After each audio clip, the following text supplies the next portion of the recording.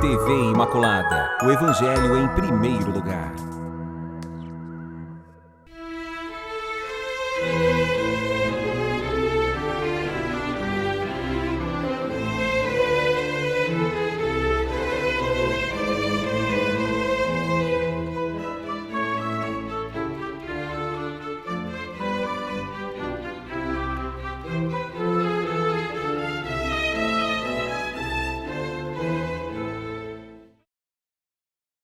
Olá, mais uma vez nós estamos aqui, programa Respostas, que vem ao ar todo sábado aqui pela TV Imaculada.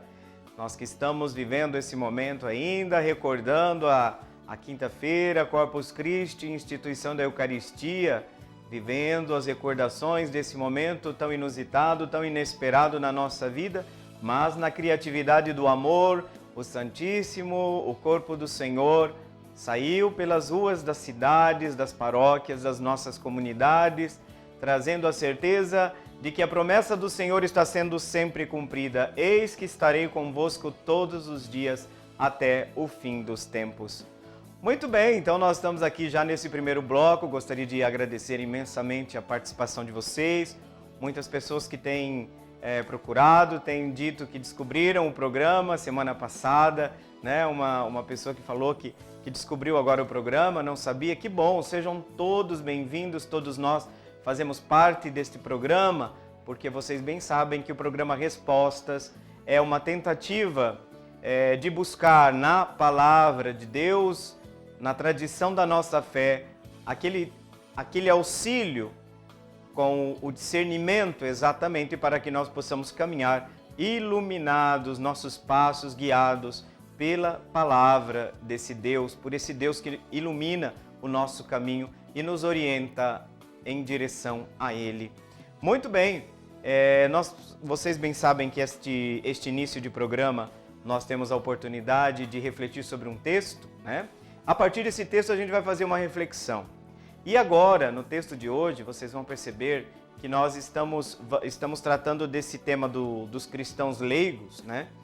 E falávamos nos programas anteriores da importância, né, que cada cristão leigo tem no mundo, o altar do mundo, o mundo da escola, o mundo da política, o mundo do trabalho, todas essas áreas muito importantes onde cada cristão leigo ali cada cristão leigo é luz, é profeta, é sacerdote, é rei.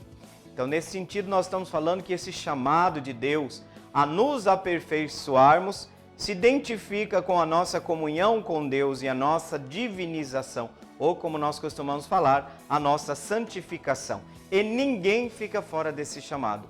Por isso agora nós vamos ter contato com esse texto que fala que todos temos um chamado universal. Significa que todo ser humano é chamado desse convite. Esse convite é dirigido a todos os seres humanos, chamado à santidade na igreja.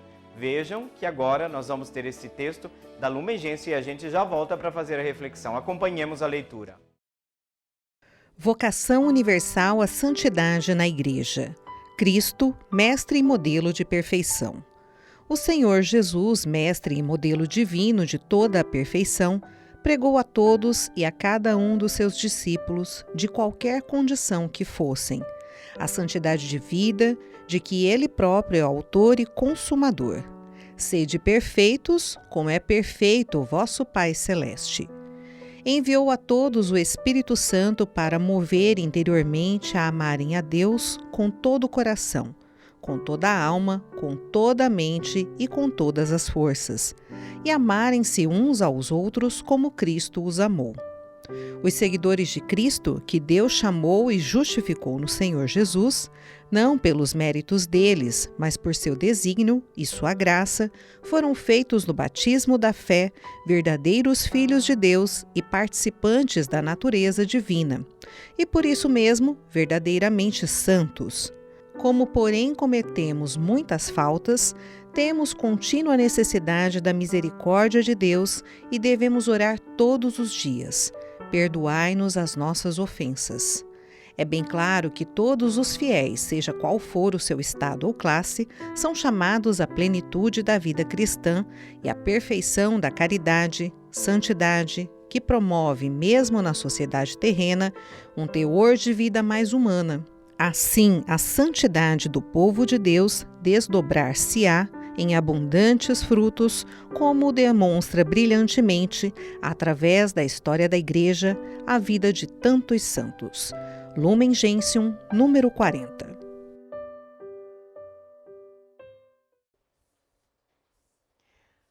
É muito importante nós esclarecermos alguns conceitos que eles são fundamentais na nossa vida de fé. Nós, enquanto estamos neste mundo, nós vivemos a dimensão peregrinante da nossa fé. Nós não temos ainda a visão, né, perfeita, completa, porque a história da salvação não chegou ainda à sua plenitude. Então nós somos peregrinos e nesse caminho a gente vai buscando as placas que indicam a direção, as luzes que orientam o nosso caminho, para que nós possamos encontrar realmente a realização, de um lado, a realização do projeto de Deus, que coincide com a realização plena de cada um de nós. Porque o caminho para Deus é um caminho de contínuo aperfeiçoamento, um caminho de contínua chamada a sairmos de nós mesmos e irmos em direção à comunhão com Deus e à comunhão com os irmãos. Então o texto de hoje fala que nesse caminho de aperfeiçoamento, que nós vamos chamar mais propriamente dito caminho de santificação, né? É um caminho gradativo, é um caminho processual. E o que nós temos diante de nós para dizer assim, para onde vamos? Nós vamos seguir aquele que é o caminho, nós vamos seguir aquele que é a verdade, nós vamos seguir aquele que é a vida. E por que Cristo falou que eu sou o caminho?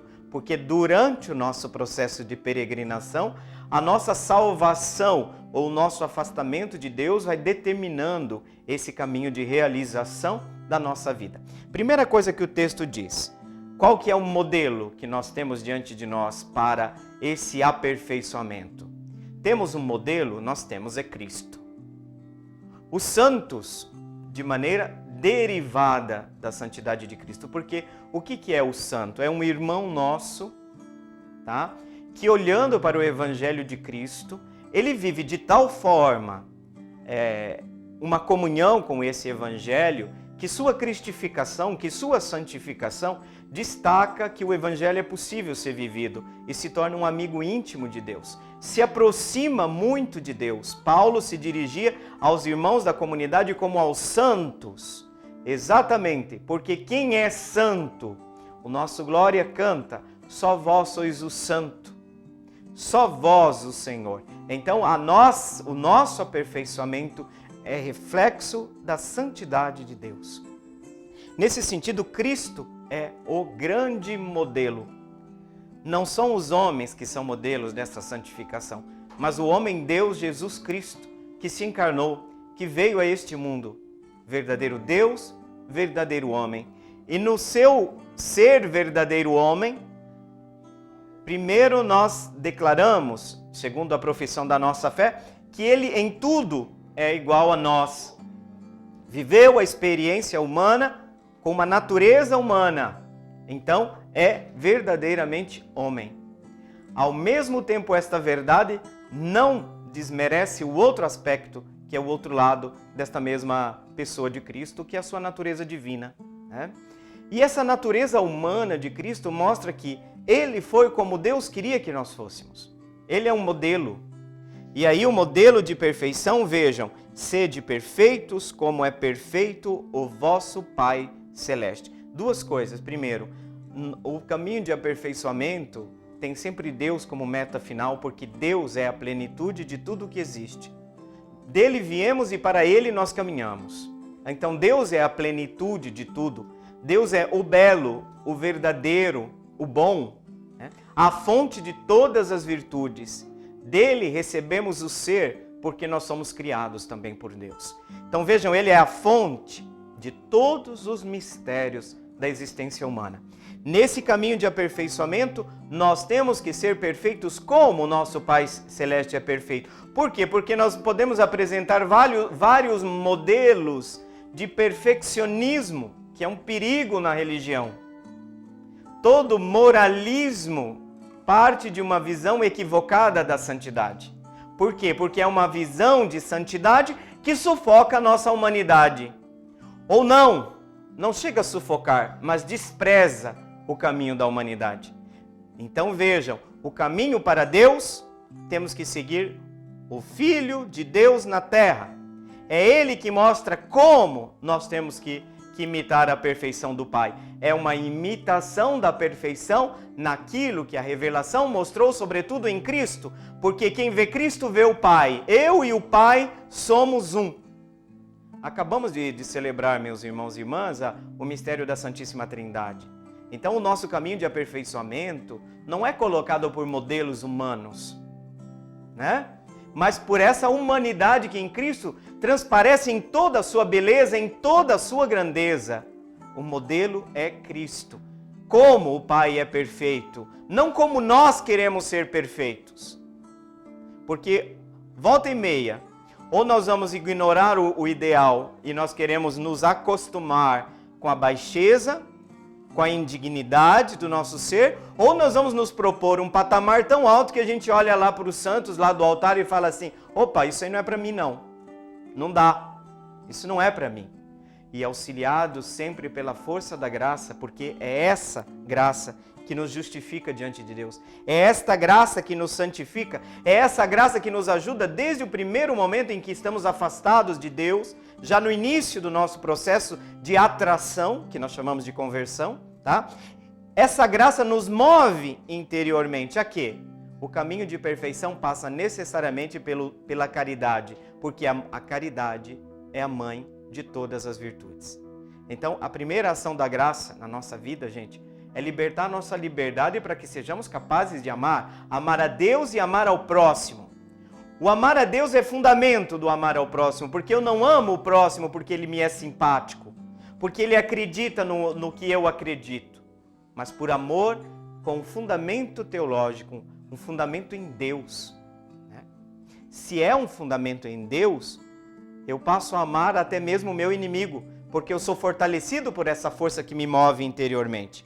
Então, os discípulos de Cristo, os seguidores de Cristo, Deus chama para entrar nesse caminho de contínuo aperfeiçoamento, que nós chamamos de santificação, tá?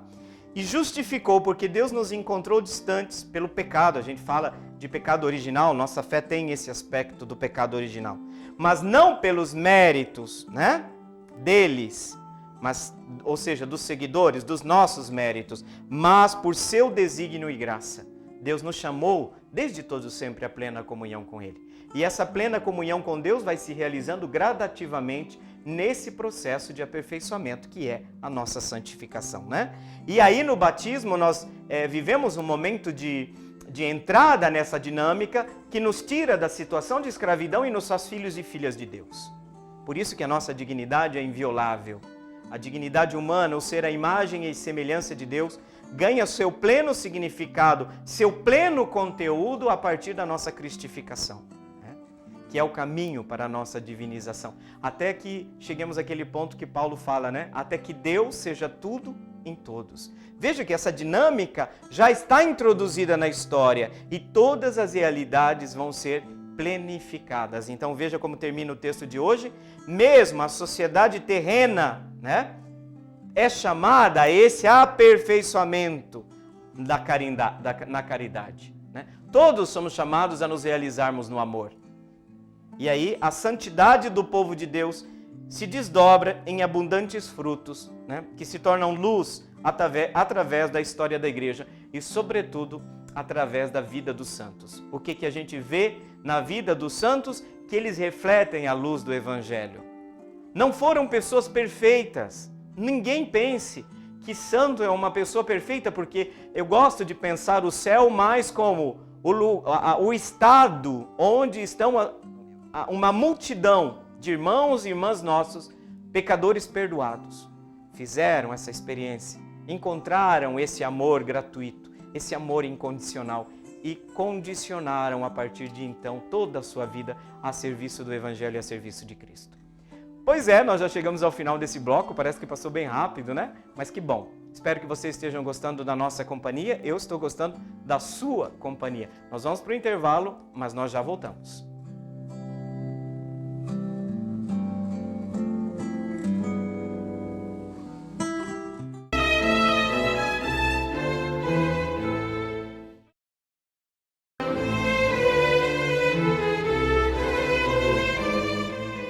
Muito bem, você que está nos assistindo, nós estamos voltando agora para o programa Respostas, no segundo bloco.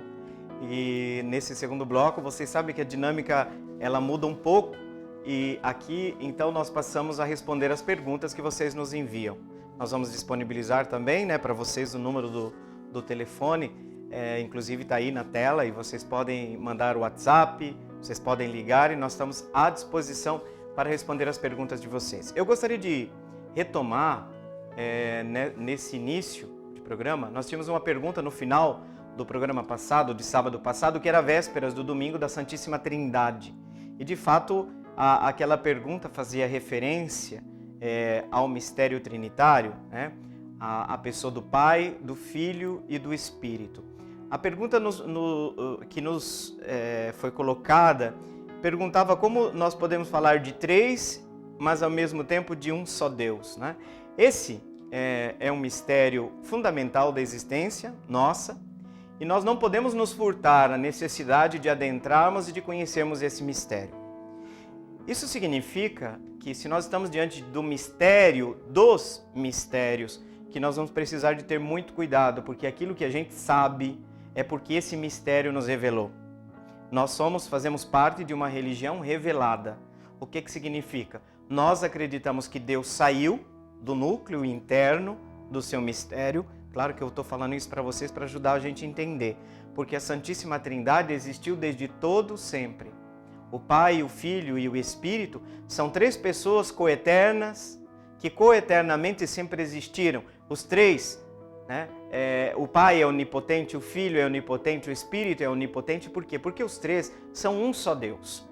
Um só Deus no sentido de que não existem três substâncias separadas, divididas, mas é um só Deus em três pessoas. Então, a nossa fé, eu estava dizendo, né, que a nossa fé precisa guardar, por um lado, a unidade, né, no que elas são um Deus. É uma única, tem três palavras que nos ajudam um pouco a entender. É uma única essência, uma única natureza, ou você pode falar assim que é uma única substância. Então, não são três deuses. Porque essas três pessoas, elas são distintas, mas não são separadas. Distinguir uma coisa é diferente de separar esta coisa. Isso é muito importante. Só para ajudar, eu acho, pode ser que ajude. Não sei se você acompanhou os nossos programas, quando eu falava da pessoa de Jesus Cristo, né? No mistério da pessoa de Cristo, é uma pessoa, mas tem duas naturezas. Estas naturezas vivem em perfeita harmonia. De modo que uma não interfere, digamos assim, não diminui a outra. Porque aqui, por detrás da profissão de fé, quando a gente fala verdadeiro Deus e verdadeiro homem, tá? É Deus sem deixar de ser homem. É homem sem deixar de ser Deus. Então nós temos que levar o quê? Essas duas naturezas, tá? Não são duas pessoas em Cristo, porque Cristo é uma pessoa. Essas duas naturezas é o mesmo princípio, distintas, mas não separadas. Esse é um princípio que a gente usa muito na teologia para estudar, tá? É um princípio da teologia. São distintas, mas não são separadas. A mesma coisa nós passamos agora para a Santíssima Trindade, né? Deixamos o mistério da pessoa, do Filho, que é uma das três, e esse Filho, e essa Trindade também. Essas três pessoas são distintas, mas não são separadas. Então eu posso dizer que é uma natureza. Nesse sentido, o Pai é Deus, o Filho é Deus, o Espírito é Deus. Todos os três são Senhor, né? Kyrie. Eles partilham da mesma majestade, merecem a mesma glória, a mesma reverência, a mesma adoração. Todos os três, a qualquer um dos três, que na nossa espiritualidade nós nos dirigimos, nós estamos nos dirigindo a Deus. que no seu mistério é um, tá? Mas na trindade de pessoas. E essas três pessoas são distintas. Isso significa o quê? Que o Pai não é o Filho não é o Pai. O Pai não é o Espírito, o Filho não é o Espírito não é o Pai, o Espírito não é o Filho. Então, a gente conhece a distinção dessas três pessoas, sobretudo por aquilo que foi revelado naquilo que Deus é para nós. Ou seja, na história da salvação. Como Deus age para nós? Existem particularidades na ação de cada pessoa. Por exemplo, o Pai, como que a gente conhece? Olha, eu não vim aqui para fazer a minha vontade, o Filho falou quando veio. Eu vim fazer a vontade daquele que me enviou. Aí é o que a gente já intui? Que o Pai é a fonte da missão. É a fonte, é o princípio total da divindade. Tá? Só o Pai cabe essa prerrogativa, essa qualidade. Ou vamos falar assim, vou usar um termo da teologia. Essa propriedade é do Pai. O Pai é princípio sem princípio. Princípio total da divindade. Por isso que Jesus, volta e meia, voltava-se a falar do Pai, se dirigia ao Pai. Inclusive, Abá, um termo meio que inusitado para se dirigir a Deus, era um meio utilizado mais no ambiente íntimo da família, mas Jesus usa esse meio. Porque traduzindo Abá, não é bem pai, no sentido de... Mas ele tem um elemento afetivo da intimidade no meio desse termo. É paizinho, papaizinho, né? Eu gosto de falar, quando eu falo de Abá, eu gosto de usar o exemplo dos nossos irmãos nordestinos, né? Quando fala maninha, entendeu? Maninha. O que é a maninha? É a mãe, mas tem autoridade e carinho, tá junto, né? Essas duas coisas estão juntas. Quando a gente fala painho, maninha, né? O pessoal tem muito esse carinho, essa veneração, né? Pelo pai e pela mãe. Então nós podemos dizer que Abá é dizer painho, né? É um modo carinhoso. O que mostra? Que o filho tem uma vontade, vejam, o filho não diz que a vontade dele é a mesma do pai, mas ele disse que ele conforma completamente a vontade dele à vontade do pai. Quando ele fala assim, a minha vontade, quer dizer que o filho tem uma vontade, né? A minha vontade não é fazer o que eu quero, mas fazer aquilo que o pai me pede. O meu alimento é fazer a vontade do Pai. E no Pai Nosso, nós cotidianamente fazemos aquilo, nos identificamos ao Filho. Por isso que eu falei para vocês que no relacionamento com Deus o modelo é Cristo. O que Cristo nos ensinou a dizer no Pai Nosso? Porque foi uma oração que os apóstolos pediram para ensinar. Por quê? Porque viam Jesus rezando. Porque viam Jesus orando. Viam essa intimidade dele com o Pai. Então aqui aparecem duas pessoas, mas que estão trabalhando no mesmo projeto, tá? Estão trabalhando juntos no mesmo plano. E daí vai aparecendo, sobretudo no Novo Testamento, uma terceira pessoa. A pessoa do Espírito Santo. Nós acabamos, domingo retrasado, o que foi? Foi Pentecostes. Entra em cena, na última fase da história da salvação, a pessoa do Espírito Santo. Jesus ressuscitado, pronto para voltar à direita do Pai, aparece para a comunidade amedrontada, de portas fechadas, chegou, a paz esteja convosco, soprou sobre eles e disse, recebei o Espírito Santo. E aí os últimos discursos de Jesus, quando ele estava se despedindo da humanidade, ele fala, se eu não for, não sei se vocês lembram dessa passagem, se eu não for, o Paráclito não virá. Meu Deus, quem que é esse Paráclito, né? Quem que é esse Paráclito? Vejam, aí a revelação vai mostrando que existe uma terceira pessoa da Santíssima Trindade, distinta do Filho, mas que tem uma missão específica. Por exemplo, o que é próprio do Filho? Uma propriedade específica do Filho, encarnar-se. O Espírito não se encarnou, o Pai não se encarnou. Então veja, é próprio do Filho encarnar-se, tomar a carne humana. E o Verbo se fez carne, não foi? O Espírito não se fez carne, o Pai não se fez carne. Então é próprio da pessoa, do mistério da segunda pessoa.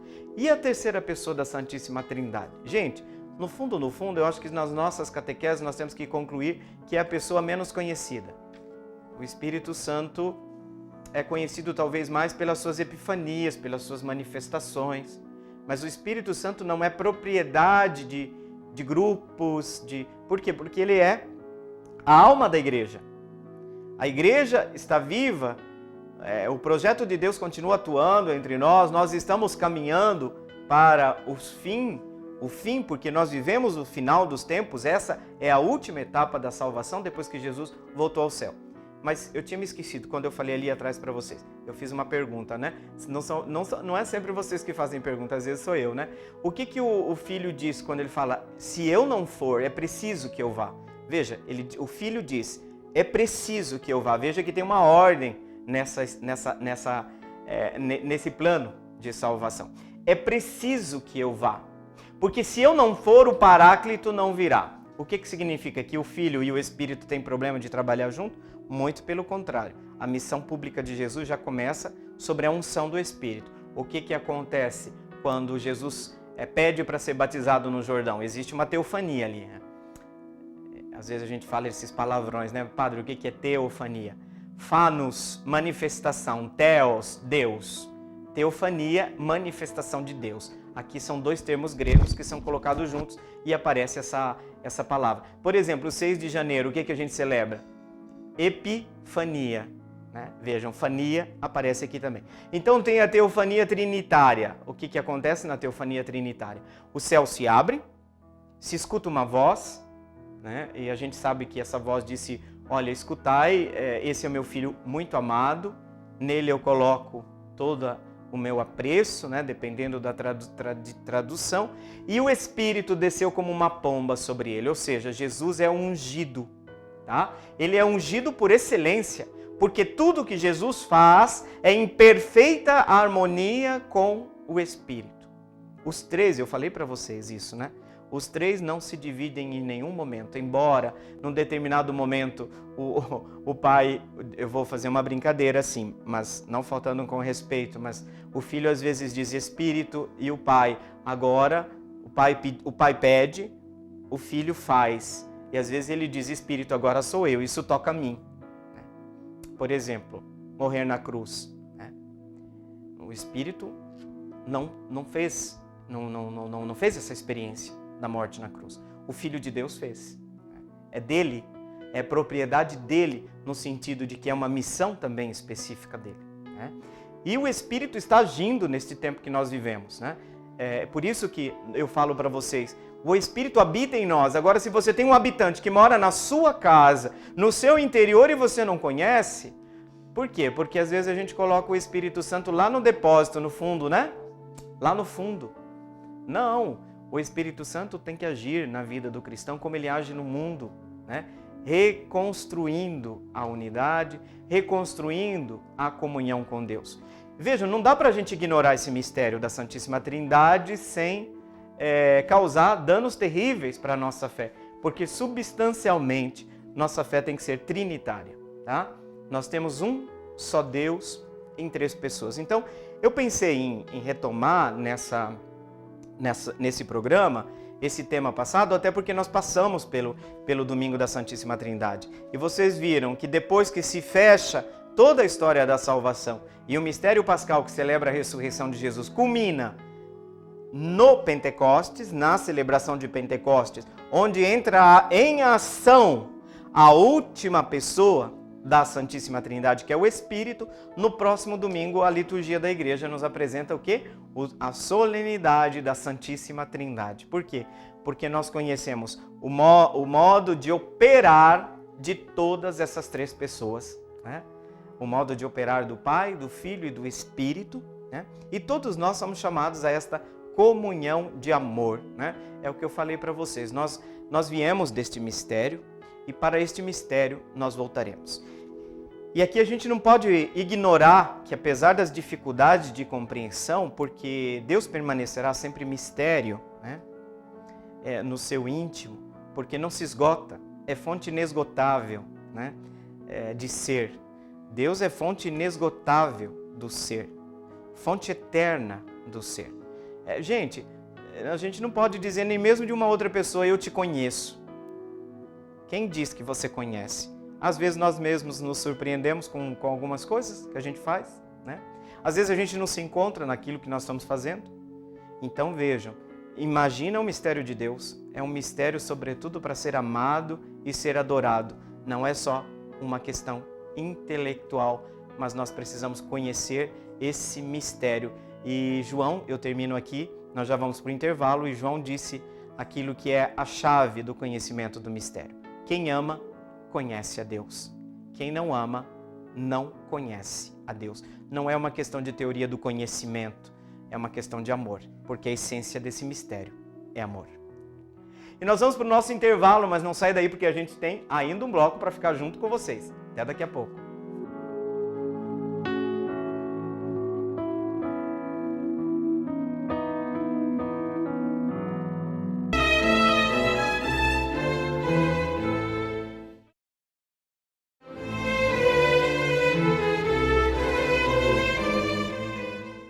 Muito bem, como prometido, nós estamos aqui de volta, já estamos indo para o terceiro e último bloco, mas temos um tempo ainda aí para a gente continuar respondendo as perguntas de vocês. Muito bem, falamos no bloco anterior, né, sobre a questão da Santíssima Trindade, e como a gente desconhece, né, infelizmente nosso povo, a nossa catequese faltou bastante nesse ponto, e a gente precisaria conhecer muito mais esse mistério que nos envolve, porque dele nós viemos, né? Deus nos fez, nós somos criados à imagem e semelhança desse Deus. Então, quanto mais nós buscamos luz no conhecimento desse mistério, mais nós desvendamos, vamos assim dizer, o nosso próprio mistério. Muito bem, e nesse terceiro bloco, a gente vai para a pergunta do Carlos Alberto. O Carlos Alberto mandou a pergunta lá do bairro Taveirópolis. Saudação para todo o pessoal do bairro Taveirópolis.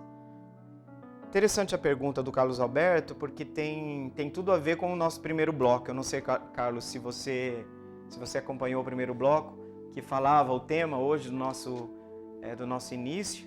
Nós refletimos sobre o texto da Lumen Gentium que fala sobre o chamado, vocação universal à santidade na igreja, né? Todos nós somos chamados a esse caminho, né? A esse caminho de aperfeiçoamento, de santificação. Penso que o Carlos Alberto ouviu isso, né? Ouviu esse primeiro momento e daí nasceu, acredito, a pergunta dele.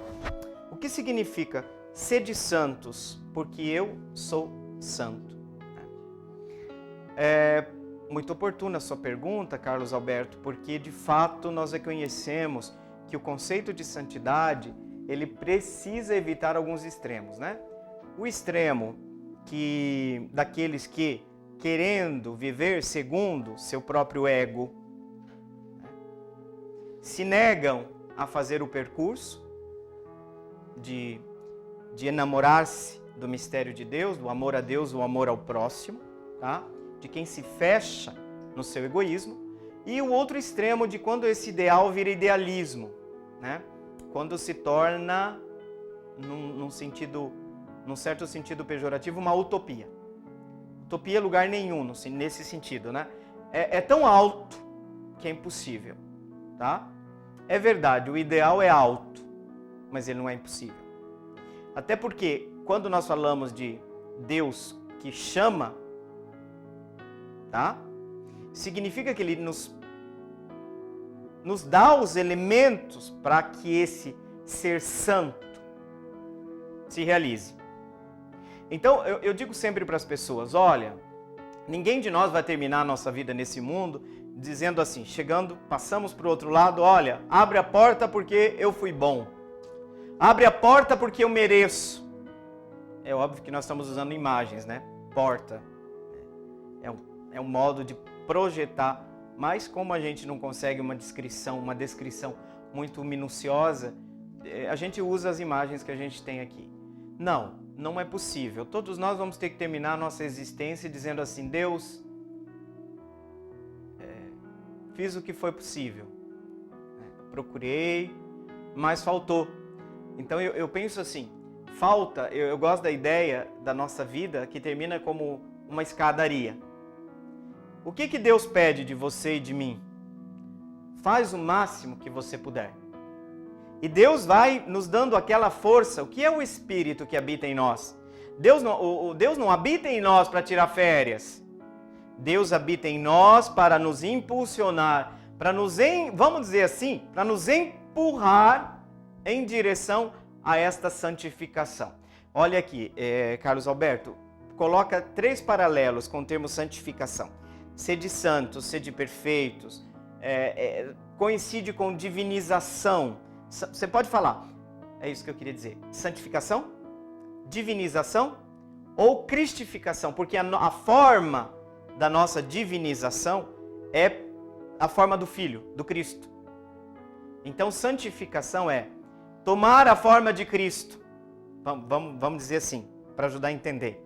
Então, nós vamos nos aperfeiçoando. Eu vou usar processo de crescimento, processo de amadurecimento. Tudo isso tem a ver com santidade. Porque tem gente que confunde santidade com angelismo. Ai, mãozinhas postas e ai, que... Não, santidade é luta. Santidade é busca. Santo não é aquele que não cai, já dizia João Paulo II, mas é aquele que não se acostuma com o chão. A meta, estou sempre de olho. Tá bom, às vezes eu dou um passo para frente, um passo para trás, mas eu quero ir para frente. Eu quero continuar. Eu quero. Né? Veja, a minha vontade se identifica com essa vontade de Deus, que é um caminho de realização. Sede santos como esse Deus é santo. Por que esse Deus é santo?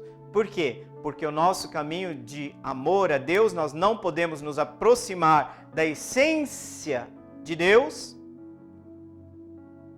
com algo que seja contraditório, contraposto, oposto ao amor. Porque a essência de Deus não é porque Deus não quer. Aliás, eu sempre digo, eu gosto dessa frase, Deus não sabe não amar. Deus não sabe não amar. Essa é a sua fraqueza. Aliás, esse é seu poder. Foi o que a gente viu na cruz. A máxima demonstração de fraqueza de Deus, de fragilidade, morre, se anula completamente. Foi a maior manifestação do seu poder. Esse paradoxo, né? Aliás, o cristianismo é cheio de paradoxos. É maravilhoso. É de arrepiar. É de arrepiar no momento em que Deus demonstra sua mais profunda capacidade de dom, de doação, de desapego, de renúncia. Gente, foi a hora que Deus demonstrou a sua maior capacidade, a potência máxima do seu amor. Então nós não podemos nos apresentar diante dessa potência com o egoísmo, que é incompatível com a natureza de Deus. Então, Carlos Alberto, sede santos como? Por que Deus é santo? Porque o nosso caminho de santificação passa necessariamente pela nossa comunhão com Deus. E comunhão com Deus não é possível sem nossa santificação. Não sei se você entendeu. Quem mais se aproxima de Deus, mais se santifica. Quem mais vive o Evangelho, mais se santifica. Quem mais se aproxima de Cristo, da forma de Cristo, mais degraus dessa escada sobe. Aí terminou nossa existência. Teve alguém que chegou no grau máximo dessa escada? Eu estou usando imagem, gente, para nos ajudar, tá? Não, é difícil. Então Deus, o que faltar, Deus fará. Deus virá ao nosso encontro. Porque o que é a história da salvação? Senão o encontro da potência do amor de Deus com a minha miséria, com a sua miséria. O que foi? O que vocês me explicam? O que vocês já leram sobre a noite escura da vida dos santos? Foi quando eles perceberam, eu vou falar aqui de forma um pouco simplista, tá? Não é só isso. Mas quando eles perceberam o abismo que existe entre a santidade deles e a santidade de Deus. Vocês lembram quando Moisés se aproxima da sarça ardente? O que significa? Moisés, tire as sandálias. O lugar que você está pisando é santo. O que significa se tirar as sandálias? O que significa ficar descalço? Tire suas seguranças. Tire seus pré-conceitos. Né? Porque você está se aproximando diante do Santo dos Santos. E essa santidade de Deus purifica o nosso pecado. Que é egoísmo, que é fechamento, que é falta de dom, que é falta de amor. No fundo, falta de santidade é igual falta de amor. Né? Então, quanto mais a gente ama, Carlos Alberto, a Deus e ao irmão, né, a gente percebe o quanto nós estamos distante de Deus. Quem ama, conhece a Deus. Quem não ama, não conhece a Deus. João, tá? Não esqueçam nunca que o caminho de santificação passa pelo abrir-se ao amor, entrar na estrada do amor, percorrer a estrada do amor, mas sabendo que nós somos sempre conduzidos por Deus e que tudo Ele fará. Tudo Ele fará, mas Ele conta com o nosso desejo, a nossa vontade de caminhar em direção a Ele, tá? Em direção ao próximo. Não se esqueçam que o amor ao próximo é termômetro de que eu vivo o amor com Deus. Embora o amor a Deus é fundamento do amor ao próximo. Eu não amo o próximo por razões sociológicas, tá? Até aquela pessoa que você briga lá na internet, que você fala que ela, você é direita, você é esquerda. Até aquela pessoa é amada por Deus como você é. Ou não? Aquela pessoa também é chamada. Seu inimigo, vamos supor que você determinou que uma pessoa é inimigo seu. Nem a ela você pode negar o amor. Ninguém está dispensado. Porque sem amor não existe santificação. Porque o que tem gente aí é santismo. Tá? Tá cheio, a igreja, eu falo aqui sempre, tá cheia de santos sem coração. Tem alguma coisa estranha aí, porque todo o caminho de santificação nos humaniza. Você não é nem gente, não sabe tratar as pessoas nem com amor, quer falar de Deus? Desce desse pedestal. Não é terço no pescoço, gente, que faz a gente ser santo. Que ostentação é essa? Para quê? Então tem muita gente querendo ser santo sem querer ser gente. Se torna gente primeiro. Vira gente primeiro. Depois você vai ver, né? Mas nós precisamos da oração e nós precisamos da ação da graça na nossa vida. Porque sozinho nossa natureza humana não consegue, não. Isso é Santo Agostinho, viu? Sozinha nossa natureza não consegue. Nós precisamos da graça, tá?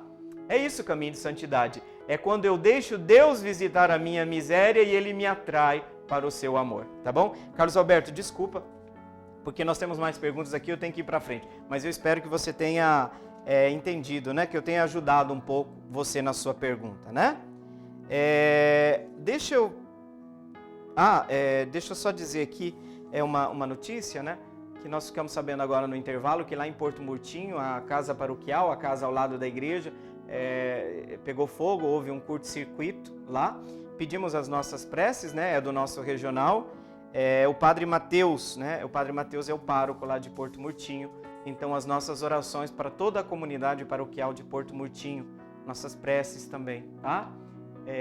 Contem com as nossas preces, mas me parece que, a princípio, não tem danos pessoais. Isso que é o mais importante. O restante, a gente dá um jeito, né, gente? Como a gente sempre fala, tá? Chegou essa notícia, a casa paroquial lá de Porto Murtinho pegou fogo a partir de um curto-circuito. Gente, tomem cuidado sempre com isso, pelo amor de Deus.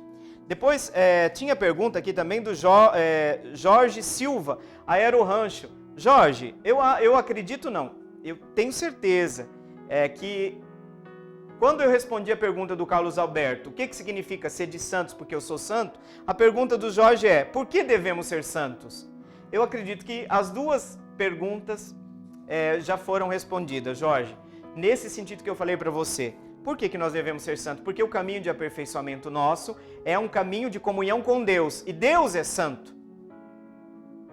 E o nosso caminho de aperfeiçoamento, a nossa salvação, passa através da nossa inserção no mistério divino, que nós fazemos por meio de Cristo, né? O mediador entre os homens, entre Deus e os homens, tá? Então, nós temos que ser santos porque sem santidade nós não nos aproximamos de Deus. Sem santidade a gente não se salva, tá? Muito obrigado. E agora chegou também a pergunta da Joana. Isso aqui passou. A pergunta da Joana lá do bairro Santo Amaro. Conheço algumas famílias muito bacanas lá do bairro Santo Amaro, né? Tudo gente boa, né?